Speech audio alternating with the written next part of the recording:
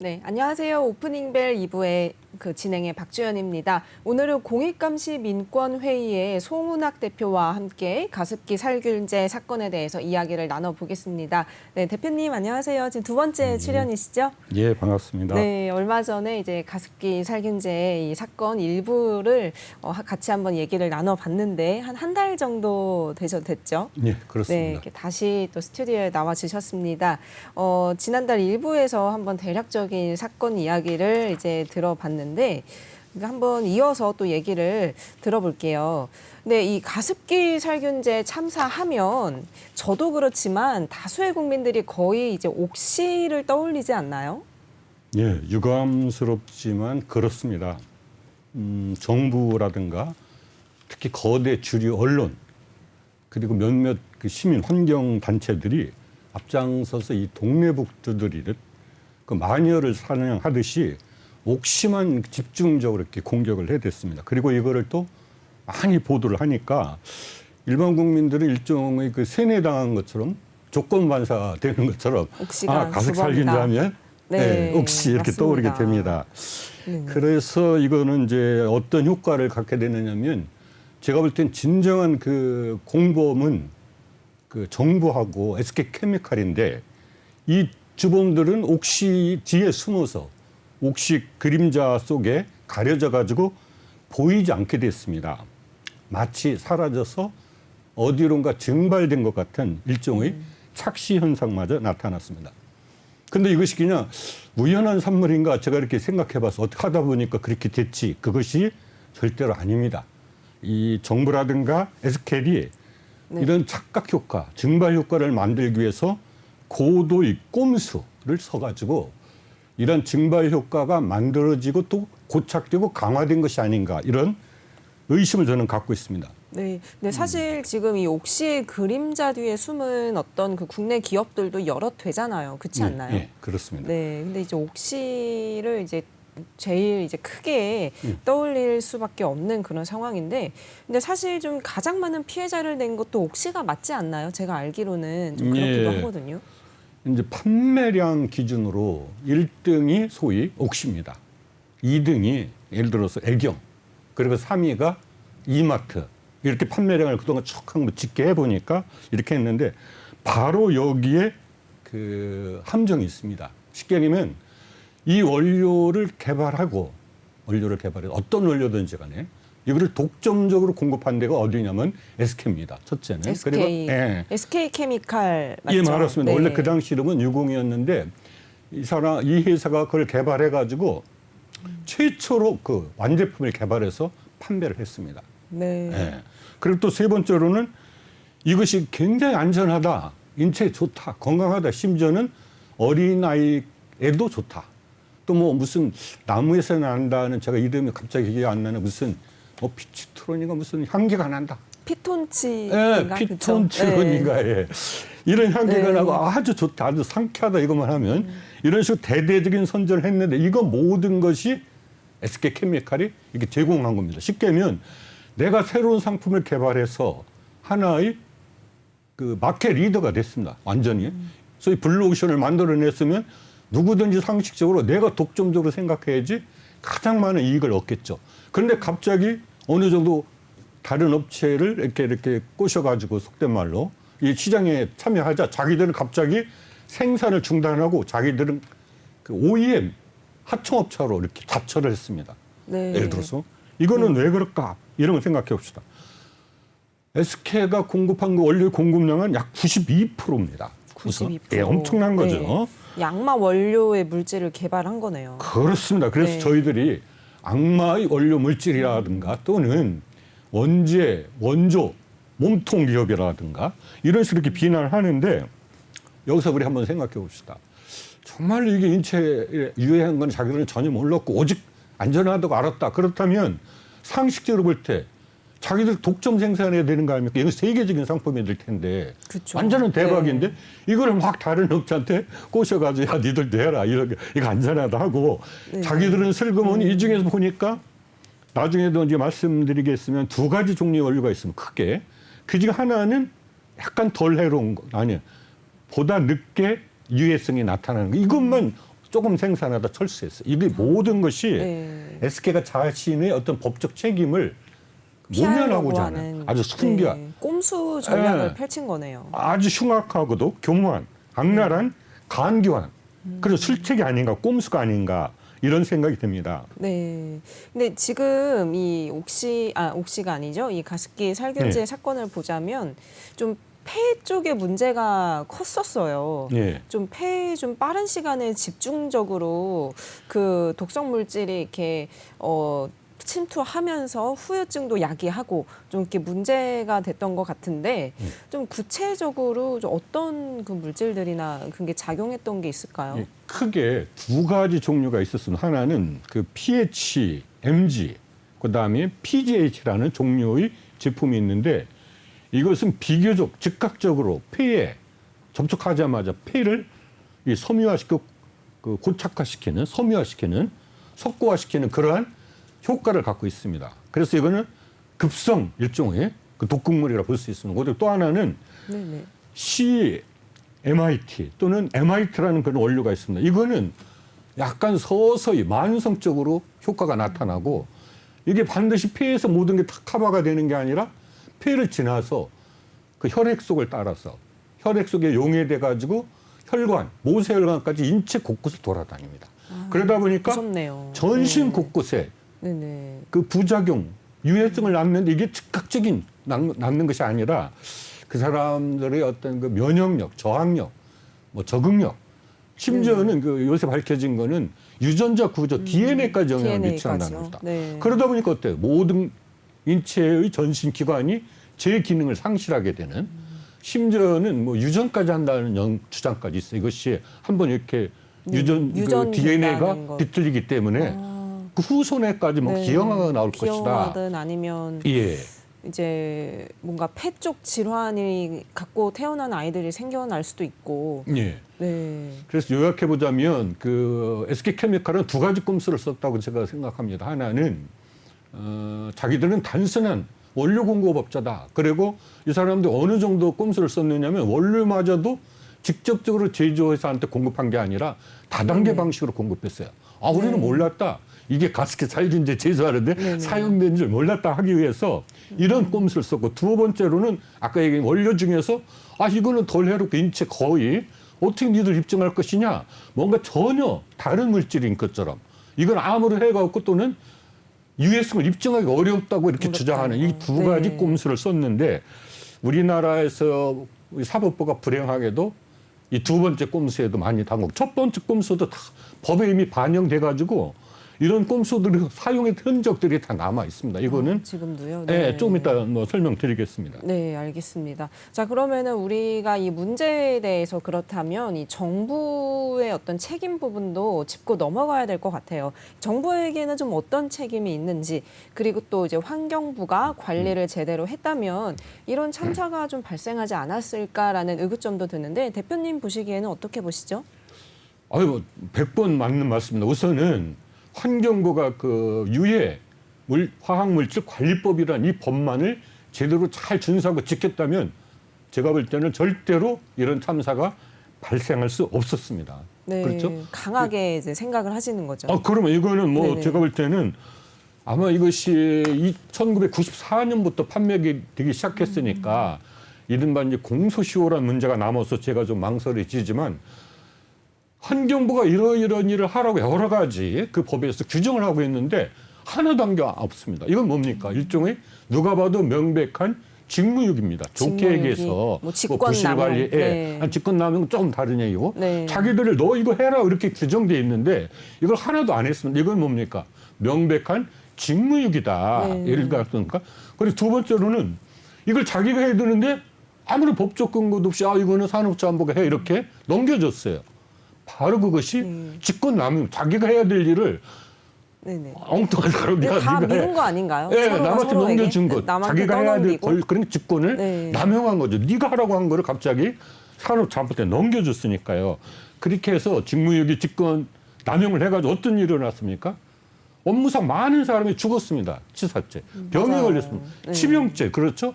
또 그런 일을 하게 되면 사업자는 여러 가지 주의를 해서 사람의 건강과 인체에 하면 해가 없도록 해야 되는데 그런 거를 방관했습니다. 즉 업무상 치사, 치병, 방조, 방관죄, 업무상 주의 위반하는 행위를 냅뒀어요. 그냥 방조한 거나 마찬가지입니다. 네. 방관한 뿐만 아닙니다. 더 중요한 거는 이제 그래서 여러 가지 논란 끝에 뭐가 만들어졌습니까? 사회적 참사의 진상 규명과 안전사회 건설 등을 위한 특별법을 만들었습니다. 사참위법. 예, 네. 요거는 이제 보통 목적이 두 가지겠죠. 사회적 참사의 진상을 규명해 보자. 그래가지고 왜 규명하느냐? 안전사회를 건설해야 될 거 아니냐. 그쵸. 근데 어떤 기구, 도구를 갖고 갈 것이냐? 사회적 참사, 아니요, 사회적 참사 진상규명 특별위원회를 만들어서 여기서 권한을 갖고 조사해서 진상을 규명하고 여러 가지 권고를 해서 안전사회를 건설할 수 있는 이러한 그 제안을 하도록 하자. 그래서 보통 뭐 공식 용어는 아닙니다. 보통 일반적으로는 사참위법이라고 그럽니다. 사참위법, 사참위법. 네. 이 사참위법이 뭐를 요구하면은 모든 정부기관은 적극 협조하기로 했는데 환경부는 어떻게 했어요? 이런 자료를 내놔봐 했더니 거부했습니다. 그것도 심지어 나중에 밝혀진 거는 증거를 은닉까지 해놓고 있었어요. 물론 그것이 일개 과장의 뭐 일탈행위를 했지만 일개 과장이 뭐를 믿고 그렇게 중요한 증거를 은닉하고 있다가 나중에 기소돼가지고 물론 불구속 됐습니다마는 또 흐지부지 됐습니다마는 이렇게 됐겠어요. 또 가장 중요한 거는 이 진상규명이 완료됐는지 완료되지 않았는지 조사를 해보니까 정부의 책임이 있는지 없는지 또 어디 부서에 중요한 책임이 있는지를 누가 발표해야 되겠습니까? 사참위만이 발표해야 그렇죠. 되겠죠. 네. 그런데 환경부가 나와서 특히 환경부 장관 그 당시 한정희 장관이 나와서 가지고 조사는 다 끝났다. 정부 책임이 하나도 없다. 아주 결정적인 입법 목적을 부인하는 허위사실, 새빨간 거짓말을 여기저기 떠들고 다녔어요. 네네. 그래가지고 국회에서 이 법을 개정하면서 야 뭐 환경부에서 뭐 진상조사 다 끝났다고 하니 너희들 이제 더 이상 진상조사 권한이 없어 하지 마 이렇게 했어요. 그러니까 사참위 위원장하고 상임 부위원장 이 항의에서 사표를 냈습니다. 그런데 네. 이 법에 의하면 이렇게 의계 등을 통해서 업무를 방해하면 엄청난 중벌에 처하도록 돼 있어요. 그렇죠. 네, 당연히 그래야 될 거 아닙니까? 범죄잖아요. 네, 자기는 아무런 권한도 없는데 조사가 끝났다. 또 그걸 발표하더라도 누가 발표해야 돼요? 사참위원회에서 발표해야 그쵸. 되는데 네. 정부 책임 없다. 아주 결정적 중요한 거를 지멋대로 떨어가지고 업무를 직무 수행을 방해했습니다. 이런 중대 범죄를 저질렀습니다. 만약에 환경부가 정말로 그 유해 화학물질 관리법이라든가 우리가 얘기하는 그 사참위법을 제대로 준수했다면 절대로 이런 일이 어떻습니까? 없었을 것이다. 예, 이렇게 없었을 이제 또 하나는 대표님은 생각하시는 거네요. 그 네. 결과 어떻게 됐어요? 이 단순 그 아주 해로운 독극물이 단순 공산품의 세정제, 뭐를 깨끗이 닦는 네. 이 피부에 접촉하는 것하고 인체 흡입하는 건 전혀 다르지 않겠습니까? 네네. 지금 가습기 살균제가 문제가 된 거는 그것이 인체 흡입된다는 거예요. 흡입.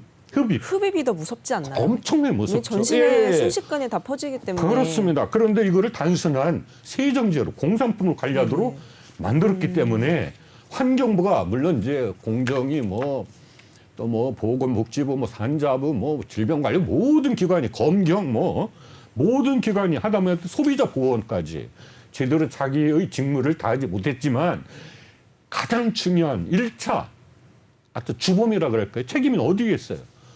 환경부가 그걸 하고 법까지 만들어 줬는데 네. 그 일을 안 했기 때문에 저는 환경부야말로 환경부가 제일 가장 중요한 책임을 역할을 져야 못했다. 된다. 네, 가장 큰 책임을 했다는 거고 이제 만약에 환경부에서 조금 제대로 했다면 이런 일이 없었을 뿐만 가능성도 아니라 이제 혹시 큰 거죠. 발생했다 하더라도 무슨 뭐 할 수 네. 있겠어요? 즉각적으로 회수 명령 할 수 있을 거 아닙니까? 그쵸. 야 이거 정말 회수해. 이거 안 돼. 그다음에 이거를 대대적으로 안 냈을 거 아닙니까? 피해자도 많이 줄어들고. 그러면 피해자도 네. 줄었을 테고. 그런데 또 하나 더 중요한 그런 일을 저질렀다면 다른 나라에서 뭐가 있습니까? 징벌적 손해배상제도. 소문하기에는 예를 들어서 피해를 봤는데 1억 원이면 족한데 법원에서 야 100억 정도 이렇게 징벌적으로 많은 양을 손해배상을 해주도록 합니다. 또 네네. 이거를 모든 사람이 그 법정에서 재판하기 힘듭니다. 그러니까 한 사람이 이기면 그 판례를 준용해서 모든 그 집단한테 그 승소 효과를 주는 집단 소송 제도 이런 것도 아주 재빨리 도입할 수 있겠죠. 왜? 환경부가 하지 말라고 이렇게 강령을 했는데 이놈들이 몰래 해가지고 법을 위반해서 그쵸. 큰 사고를 냈으니까. 네. 더 중요한 거는 전체 규모도 줄었을 거고 사실 이 병에 한번 걸리면 시간 문제지 사망의 속도가 빨라지고 사망을 향해 달려가는 건 마찬가지입니다. 사실 왜 이렇게 사망까지 이르는지 밝히는 것도 쉽지는 않았었잖아요. 그러니까 이 원인도 모르고 죽은 피해자들도 굉장히 많은 상황이고요. 아니, 뭐 그렇습니다. 굉장히 네. 많다고 봅니다. 예를 들어서 지금 피해자를 정부에서 추정하고는 사용자가 약 700만이라면 피해자는 70만. 70만. 네, 그다음에 이 중환 환자는 약 2만 명. 이 중에서 지금 정부한테 이렇게 내가 이것 때문에 죽었으니 구제해달라는 꼭 신청한 사람은 아마 7월 매달 조금씩 늘어나는데 7월 말로는 제가 알기로는 1,784명이 신고를 했습니다. 그러니까 이 사람들은 뭡니까? 죽음의 공포 앞에서 또 격렬하고 격심한 경제적 고통 속에서 아니 육체적 고통 속에서 그래도 그러면 있으면 가만히 있겠어 치료를 해야 될 거 아닙니까? 그렇죠. 치료비, 간병비, 치료비, 뭐 그쵸. 수술비, 투약비 시간에 돈에 고생에 그렇습니다. 어마어마한 상황이죠. 또 이거를 한 사람이 겪는 게 아니잖아요. 가족이기 맞아요. 때문에 가족들 함께 이런 고통을 겪고 네네. 있습니다.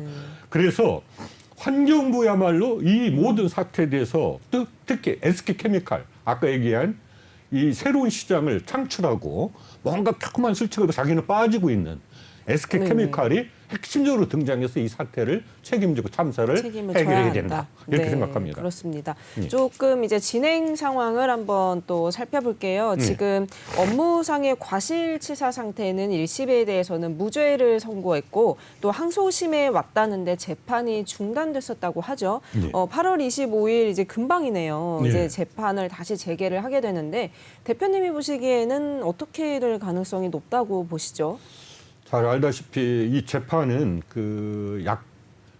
내가 이것 때문에 피해를 봤다고 구제해달라고 신청한 사람이 8천여 명이 된다 그랬지 않습니까? 그래서 굉장히 많은 사람들이 이 관심을 갖고 피를 말리면서 촉각을 곤두세고 이렇게 지켜보고 있는데 네네. 항소심은 뚜렷한 이유 없이 이런저런 이유로 약 10개월 동안 무려 10개월 동안 재판이 중단됐습니다. 네.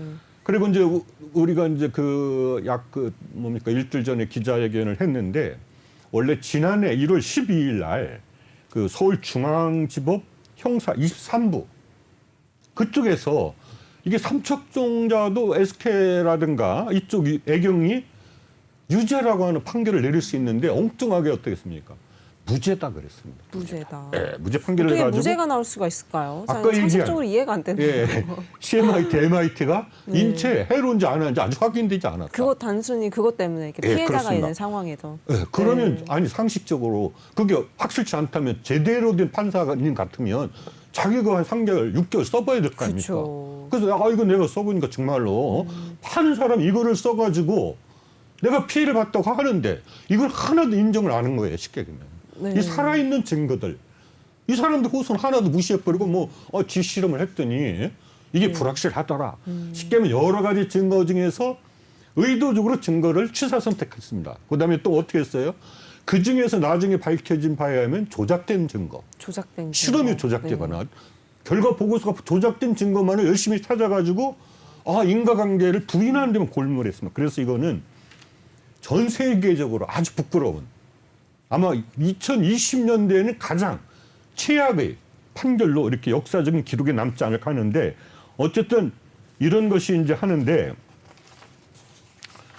8월 25일 재판은 25일. 예, 네네. 재판은 재개됩니다. 이번 주 아닌가요? 예, 그렇죠? 그렇습니다. 네. 예, 재판은 재개되고 네. 이 부분 이제 원심 무죄를 파기하고 기자회견도 하셨었죠, 예, 대표님이. 네. 예. 근데 이 부분은 사실은 그렇게 어려운 게 아닙니다. 왜냐하면 우선 이렇게 시간을 질질 끌면 안 되는 게 신속하게 해야 되겠죠. 그리고 두 번째는 또 어떻게 재판을 해야 되겠어요. 물론 이제 1심에서 무죄를 받았으니까 자기들은 무죄다 봐라 이게 주장하겠죠. 그쵸. 그런데 지금 살아있는 피해자들이 있으니 살아있는 증거들이 있으니 맞아요. 이게 8,000 명에 공정하게만 달하죠. 생각한다면 네. 예를 들어서 바로 판결을 내릴 수 있고 또 하나는 이 사참위가 이제 활동을 종료하면서 사참 의원들이 임기가 끝나면서 진상조사 결과를 요약을 발표했습니다. 그때 그 보고서에 의하면 CMIT와 MIT가 유해하다는 증거들이 하나씩 둘씩 쌓여가고 있다고 합니다. 그러니까 사실 이거는 시간 끌 게 아니라 사참위 진상조사 결과 보고서 입수해서 자기가 확인해가지고 이렇게 인체 해롭다. 유죄 이렇게 하면 됩니다. 그리고 더 중요한 거는 만약에 이 치사, 죽음에 이르겠다. 이것이 불확실하다면 또 하나 뭐가 있느냐면은 제조물 책임법이라는 게 있습니다. 이 제조물 책임법. 예. 네. 그래서 제4조 3항에 의하면 여기에는 제조물 계속 감시 의무라고 하는 것이 규정돼 있어요. 즉 지금 논란이 있는 것처럼 정말로 이 유해성이 불확실하다. 이런 제품을 어떤 제조 회사가 생산해서 판매했다면 이 회사는 어떻게 하겠어요? 이것이 정말로 인체에 해로운지 안 하는지를 계속해서 면밀하게 관찰해야 되겠죠. 그렇죠. 관찰하고 당연히 지켜보고. 관찰해서 이상이 있으면 즉각 보고하고 네. 적절한 대책을 취해야 될 거 이런 것이 있기 때문에 이건 누가 봐도 제조물 책임법 4조 3항에서 규정된 계속 감시 의무를 즉 업무상 주의 의무를 소홀히 한 거예요. 그래서 제가 볼 때는 어떻게든 이거는 그 유죄 판결을 모면할 길이 없다고 확신합니다. 그리고 또 하나 좀 반점을 하자면 이 최근에 그 태평양이라든가 광장, 예, 태평양. 광장이 아마 제가 네. 알기로는 우리나라 로펌 중에서 2등으로 알고 맞아요. 있습니다. 그다음에 3위는 태평양으로 알고 있는데 이런 그 큰 대형 로펌이 가습기 살균제 사건을 담당했던 물론 그 퇴직할 당시에는 다 부장 검사였는데 이 사람들을 영입을 했어요. 그래서 막 좀 난리가 났는데 네. 그렇잖아요. 난리가 났는데 거꾸로 생각해 보면 이분들이 그 가습기 살균제 참사를 담당했던 사람들을 검사로서 했던 그 당시 부장으로 했던 어쨌든 부장 검사로 퇴직했던 사람을 영입했다는 거는 누가 봐도 첫째 상상할 수 있는 게 뭐겠어요. 고액 주기로 했구나. 돈을 그쵸. 네, 많이 주기로 해서 갔겠지. 스카웃을 해간 예. 거죠. 네. 그럼 이거는 법에서 금지하는 행위인데 퇴직하자마자 얼마 되지도 않아서 갔어요.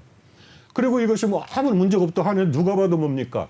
자기가 수사 과정에서 또는 재판 과정에 취득한 기밀 정보를 이거를 동료 변호사한테 네. 자기가 직접 변론을 하지 않더라도 이렇게 알려줄 그것 때문에 한 것이 아닌가 이렇게 생각합니다. 그럼 그 정도로 이거는 그 태평양이나 광장같이 큰 회사들도 이거 요번 2심에서 우리가 패소할지도 모른다는 그것 때문에 대비한 거라고 생각할 수 있습니다. 그렇죠. 이 사회적인 무리를 무릅쓰고까지 이렇게 그렇습니다. 했다는 거 보면은 예. 이제 불리한 거를 알지만 또 예. 그거를 이제 방어하는 게 아닐까. 그렇습니다. 그래서 네. 제가 결론적으로 말씀드리면 여기서 재판장님의 그 실명을 거론하는 걸 제가 망설였지만은 이게 역사적인 모든 국민 또는 세계 인류의 관심이 집중되고 있기 때문에 이 재판장님 성함을 제가 조남을 말씀드려야 될 것 같아요.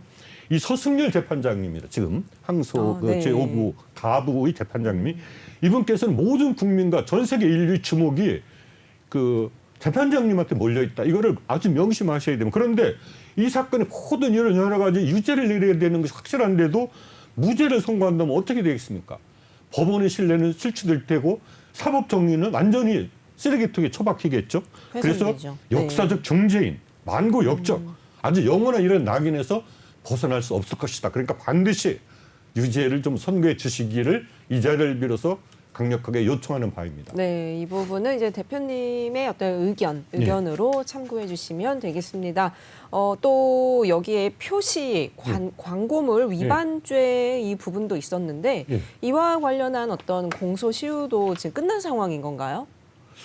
이 부분은 이제 조금 이렇게 단언하기는 어려운데 그래서 좀 설명을 드려야 되겠습니다. 원래 이 표시 광고의 공정화에 대한 법률입니다. 이 법률 이름은. 네. 그리고 이 법률을 관장하는 것, 이것에 대해 고발을 할 거냐 말 거냐를 판단하는 주체는 검찰이 바로 할 수가 있는 게 아니고 그 공정위만 할 수 있어요. 공정위. 그 공정위가 이 문제를 여러 번 이렇게 진정이나 이렇게 민원이 들어간 걸 다 묵살했다가 그나마 참여정부가 들어서고 김상조 씨가 그 위원장일 때 2018년 3월 19일 드디어 결정을 내렸어요. 그전에는 다 깔아뭉개다가 그분이 이제 위원장님 뭔가 이렇게 크게 자기들이 달라졌다 하면서 했는데 애경 및 애경원치 이의 판매라 그랬지 않습니까? 그다음에 SK케미칼, SK디스커버리는 그 여러 가지 특수성이 있는데 이 사람들은 제품을 생산해서 판매하기도 했고 원료를 그 공급하기도 했고 뭐 여러 가지 또 나중에 하청 OEM 업체를 자처하기도 했는데 이름을 이제 바꾸기도 했어요. 막 그 법망을 피하려고 사람들이. 피하려고. 예, 그래 같은 회사나 마찬가지입니다. 네네. 예. 물론 이제 사업이 지주회사 뭐 다회사 이런 관계가 형성할 수도 있는데 어쨌든 같은 회사로 봤다. 같은 계열 회사로 보면 되겠다. 각각 주요 성분이 독성이다, 인체에 해롭다는 것을 이게 숨기고 충분히 이렇게 소비자한테 알리지 않았다. 그러니까 은폐를 한 거네요. 예, 허위 과장 광고를 했다 해서 법을 위반했다고 판단해가지고 애경에게는 그 과징금 8,300만 원. 그 다음에 SK케미칼과 SK디스커버리는 3,900만 원. 굉장히 손방망이 처벌 그렇죠. 아닌가요? 아마 이 사람들이 이것을 통해서 벌어들인 돈은 엄청났을 것입니다. 그렇죠. 그에 둘 다 비해서 합해야 이 정도면 1억 네. 2천만 원. 그러면 이건 완전히 껌값밖에 되지 않죠. 그런데 이것이 참 부당하다. 네. 그래서 우리 불복한다 그러면서 이렇게 일종의 그 행정처분이기 때문에 서울고법에 행정소송을 제기했습니다. 그런데 이게 이제 누가 봐도 참 그런가? 정말 이게 공소시가 끝났으면 뭐 물론 처벌하거나 과징을 때리는 게 부당하겠죠. 이러고 있는 중에서 공정위는 또 할 수 있는 게 과징금 처벌도 할 수 있지만 이 세 업체, 애경, SK케미칼, SK디스커버리가 이 표시 광고물법을 위반했다고 검찰에 전속 고발권 행사했어요. 그래서 검찰이 이제 수사를 할 수밖에 없는 거예요. 그걸 갖고 있는 정당한 권한 있는 사람이 야 이거 너 수사해 하니까 어떻게 했어요? 해야 되는데 그때 누가 서울중앙지검장이었느냐? 지금 대통령으로 당선된 윤석열 이분이 네. 어땠어요? 지검장이었어요. 그런데 수사를 해놓고 어떤 결론을 내렸느냐? 공소시 끝났습니다. 불기소 처분을 내린 불기소 거죠. 처분합니다. 네. 그러니까 어떻게 했어요? 봐라, SK케미칼하고 이 사람들은 승소한 신이 거네요. 나가지고 네. 이 검찰에서도 공소시가 끝나가지고 우리를 기소하지 못한다는데 공정위가 우리한테 과징금을 매겼다. 이거 부당하다 하니까 어떻게 했겠어요? 서울고법이 맞다. 공정위가 과징금을 합해서 그것도 한인사가 아닙니다. 1억 2천만 해고 어떤 8,900만 원, 3,200 내린 게 다 부당하다. 그런 그랬어요. 식으로. 네, 그럼 공정위는 어떻게 했어요? 일단은 대법원에 대법원에 다시 한번 상고해서 상고를 한 거죠. 물어봤습니다.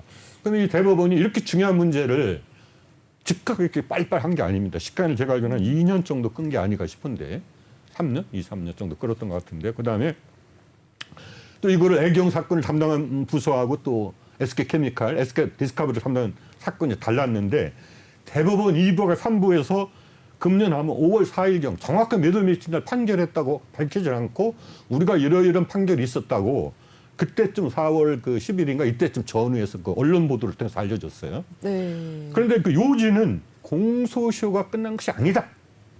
그럼 어떻게 했어요? 공정위 과징금 부과 등 처분을 내린 것은 그날 자기들이 2018년 3월 19일 그런 처분을 내렸는데 그날까지도 공소시효가 지속되고 있었거나 여기서 좀 제가 애매모호한 거는 있었다. 네. 그래 딱 끝나면 그럴 됐는데 가능성이 있다. 네. 네. 거기서 딱 끝나서 확실한데 있었거나 또는 그럴 가능성이 있으므로 하여튼 다시 심리하라는 거예요. 원래 확실한 거는 대법원이 스스로 판단한다 그러죠. 자판. 그렇죠. 원심 파기하고 스스로 야 이거 정당한 거 끝내면 되는 거를 이 두 가지 가능성을 다 열어놓고 하나는 살아있다. 공소시효가. 네. 또 하나는 살아있을 가능성이 있다. 그러니 다시 심리하라고 다시. 사건을 되돌려줬습니다. 네. 그런데 여기서 우리가 아까 얘기한 대법원의 이런 그 판결은 상당히 아쉽다. 딱 부러지게 판결하지 않은 거니까요. 그렇죠. 네, 그런데 여기서 우리가 할 수 있는 2010 그 원래 그 조사 시점 공정위가 그 사건을 조사한 물론 여러 번 조사했습니다. 이 과징금을 부과하고 전속 고발권을 행사한 그 시점이 2017년이에요. 또는 그때까지 또는 2018년 3월 19일까지 이 가습기 살균기가 팔렸다를 입증하면 되는 거 아닙니까?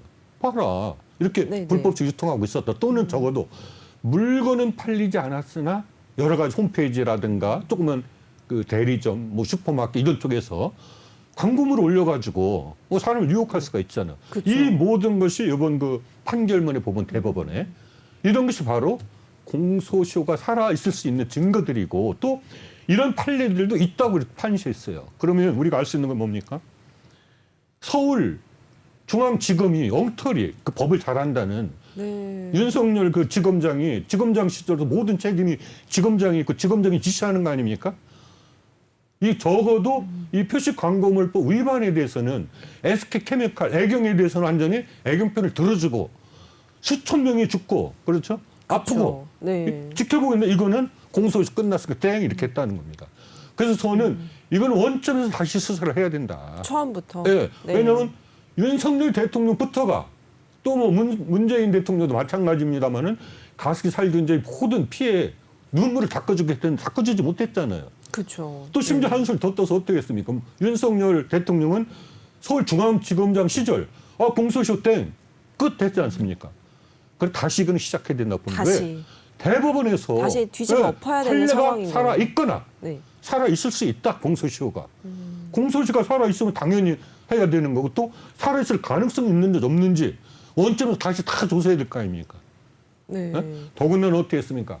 이 사참위법에 따르면 이 진상조사라는 기간 동안은 이 공소시효를 중지시키도록 돼 있습니다. 정지시키도록. 또 사참위가 내린 그 여러 가지 권고를 할 수 있는데 권고 중에 하나가 이 공소시효 연장해야 된다. 공소시효가 끝났다고 수천 명이 죽고 병들고 고통에 시달리는데 이걸로 땡할 수는 없다.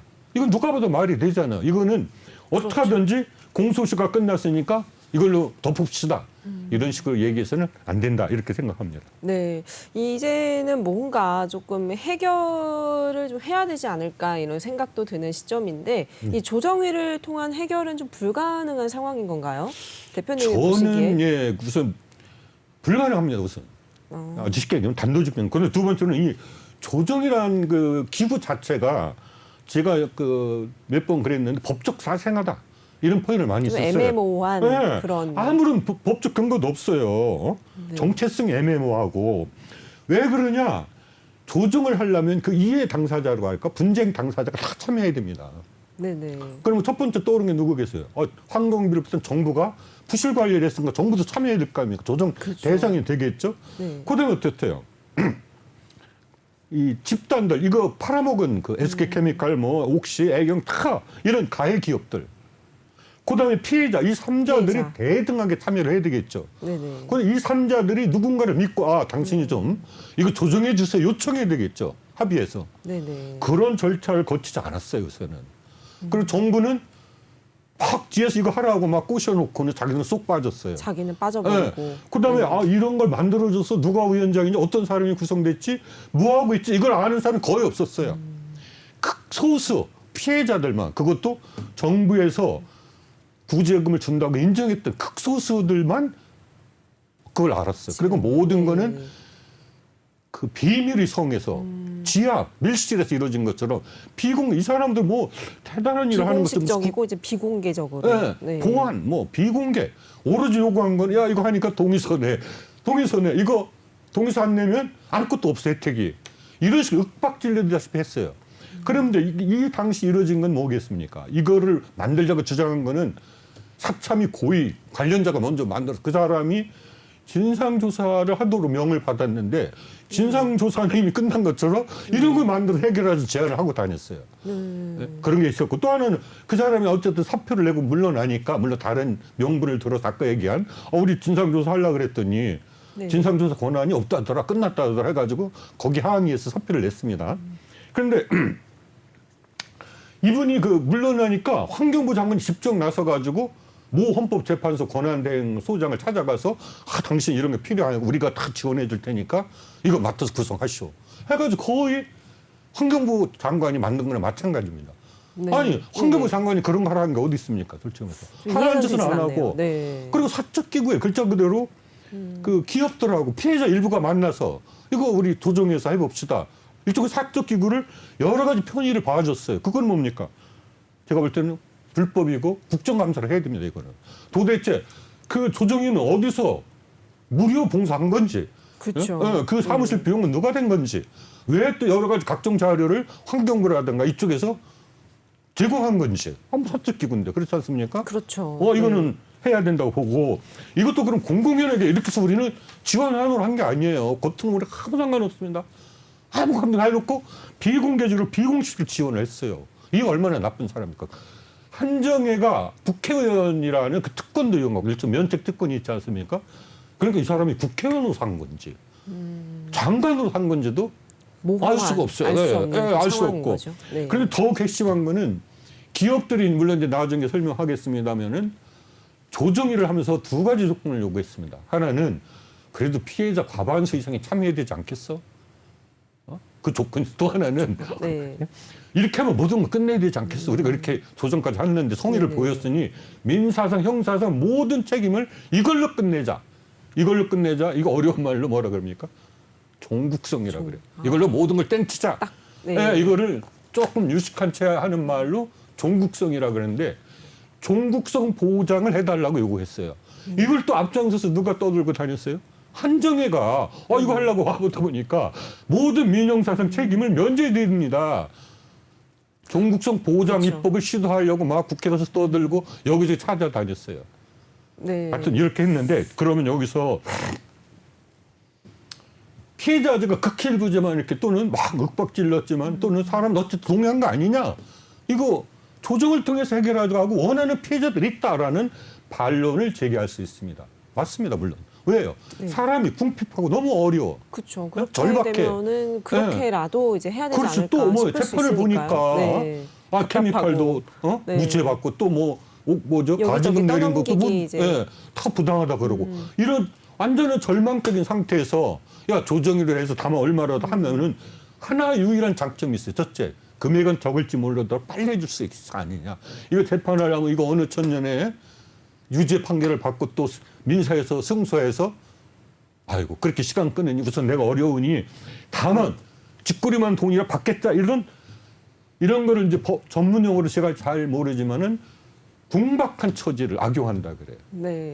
궁핍하고 절박한 이런 그렇죠. 처지를 악용해서 강요하다시피 합의를 이끌어내는 거예요. 이런 것은 엄밀하게 말하면 법적으로는 원인무효입니다. 아무런 효력이 없습니다. 그렇기 때문에 하고 가장 중요한 건 뭡니까? 아까 얘기한 터무니없는 거. 제가 말씀드리겠습니다마는 모든 그 가해 기업들이 공정하게 이렇게 부담을 해야 될 거 아니에요. 네네. 그런데 그렇지 않기 때문에 그거를 이유로 먹어요. 가장 많은 돈을 내도 옥시인데 약 1조 원을 만들다 하면은 옥시하고 애경 1, 2등 한 판매량이 1, 2인데 이 사람들이 한 6천억 내라고 한 거예요. 1조를 조성한다고 하면. 네. 그런데 이 사람 보니까 아니 SK는 뭐야? 뭐 1250억 내는 거야. 이거 필요 없다. 예를 들면 이렇게 터무니없는 걸 우리가 받아들일 수 있느냐? 이건 부당하다 하면서 거부하고 있습니다. 그리고 다른 업체들도 뭐 다 좋은데 아까 얘기한 종국성 보장을 해줘야 될 거 아니냐. 그래서 우리가 돈 내지. 이거를 빨리 하자고 서두르고 만세까지 부르고 이미 주총에서 의결까지 한 회사가 유일한 데가 있어요. 어디죠? 어디겠어요? SK케미칼이죠. SK케미칼. SK케미칼은 뭐 조금밖에 안 내고 이걸로 모든 걸 떼간다는데 속으로는 만세 부르겠죠. 그렇죠. 네? 이런 상황이. 네. SK케미칼만 이런 분담을 내겠다고 이미 주총에서 의결까지 했어요. 나머지는 뭐 지켜보고 있습니다. 예. 네, 그렇습니다. 예, 대표님의 어떤 의견을 좀 참고해서 시청자 여러분들도 참고해 주시면 되겠습니다. 이 구제법 얘기도 한번 들어보고 싶은데 예. 구제법은 물론 이제 분담금 예. 이 목도 좀 부당한 거죠, 지금요. 원래 구제라는 말은 상식적으로 뭐예요? 천재지변, 인재도 아니고 관제도 아닙니다. 사람이 불가항력 천재지변을 당했을 때 우리가 인도주의적 입장에서 좀 지원을 해주자는 거 아닙니까? 구제 그렇죠. 의미가? 구제를 한다. 네, 이런 그러면은 의미이기 때문에. 그러면 어때요? 그렇다고 뭐 자기 모든 걸 갖다 바칠 수는 없는 거 아닙니까? 네. 최소한도 지원하는 건 땡입니다. 그런데 가습기 살균제 3사를 제가 오늘 두 번째까지 설명드립니다만 이거는 천재지변하고는 전혀 거리가 멉니다. 무슨 인재죠. 천재지변 쪽이 아니라 관제에 가까이 막을 제가 수 볼때 있는. 네. 관제에 가깝다. 왜?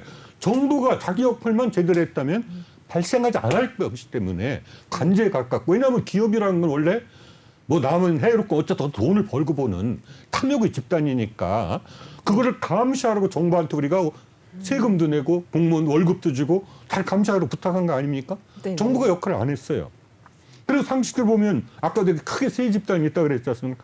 그 중에서도 정부하고 이제 가해 집단인데 이 중에서 SK케미칼이 차지하는 그 의상은 굉장히 특이합니다. 그렇죠. 왜? 원료를 독점적으로 공급했다.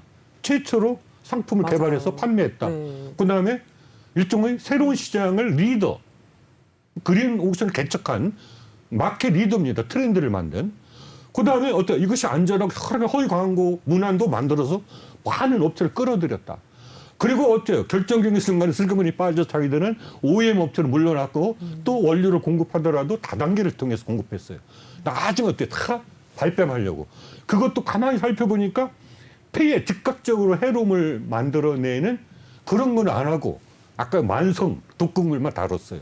얼마나 교묘하고 간교한 사람들입니까? 그렇죠. 예. 자기는 그러면 빠지고. 누가 봐도 네. 정부 1, SK 1, 옥시 나든가 나머지 모든 일 정도 한다면 그나마 저는 물론 SK가 한 3분의 1 정도 책임져야 된다 봅니다만은 적어도 그냥 아주 알기 쉽게 야 정부도 책임 있으니 1, SK가 너도 이거 주도했잖아 너도 1, 나머지 가들은 SK 믿고 다 했으니까 1. 이 정도는 해야지 그나마 예를 들어서 3조를 만들겠다면 정부 1조, SK케미칼 1조, 나머지 기업 1조 내. 그러면 아니 SK케미칼이 1조 낸다는데 옥시가 지들 어떻게 우리 못 내게 또 뽑겠어요. 그렇죠. 그렇지 않습니까? 그리고 그런 게 아니라 SK케미칼은 제가 정확히 기억이 안 나는 1250억인가 이래요. 그리고 아까 이제 분담금이란 말이 있는데 우선 피해 그 배상의 책임을 크게 이제 아까 얘기한 구제법이라는 거는 이름부터가 틀렸던 분담금도 좀 엉터리인 것이 우선 그 손해배상의 책임을 제조사에게만 묻고 있어요. 원래 공급사를 구별해서 거기에는 제조 배상 책임 없는 걸 구별하고 있습니다. 우선. 그리고 두 번째로 또 뭐가 있습니까? 그 제조회사가 1,000억을 만들기로 했는데 실그머니 원료 제사에는 250억 내라고 해요. 즉 SK케미칼 보고는 250억 내라고. 250억. 네, 그렇기 때문에 이거는 분담금 목도 부당하다, 구제금도 부당하다 이렇게 생각합니다. 네. 네. 이제 굉장히 지금 다 이제 부당한 것들이 많은 것 같아요. 이게 원천적인 문제가 잘못되다 보니까 예. 해결하는 것도 지금 이제 원활하지 않은 그런 상황 같은데 이제 궁금한 부분이 구제법과 조정안 등의 사참위 권고와 좀 충돌하지는 않을까요? 기본적으로 충돌합니다. 예를 들어서 이번 사참위가 그 결론을 내렸어요. 물론 이것이 아주 무조건 실행하는 건 아니지만 특별한 사유가 없는 한 모든 기관은 이를 이행해야 됩니다. 그다음에 특별한 사유 때문에 이행하지 못했다면 매년 국회에 보고하도록 되어 있습니다. 그 핵심적인 내용은 정부가 책임이 있다 인정해라. 그래서 정부가 책임이 있으니 정부와 기업이 가해기업들이 공동으로 배상과 보상을 실시하라 이것입니다. 그러면 조정일은 필요 없는 거죠. 정부가 정말로 사참위 권고를 받아들인다면 무조건 이 사참위 권고를 받아들여서 이거를 입법하고 새로운 법을 만들고 실행하면 됩니다. 예. 네. 그렇다면 이제 대표님이 아까 이제 앞전에 언급을 해주셨는데 예. 환경부 이제 강력하게 한번 얘기를 짚어주셨었고 예. 지금 이제 24명에 달하는 전 예. 현직 어떤 장관들을 직무유기 예. 그리고 이제 직권 남용 이렇게 이제 모두 다 고발할 예정이라고 하셨는데 대표님 향후 계획이 이제 어떻게 되시죠?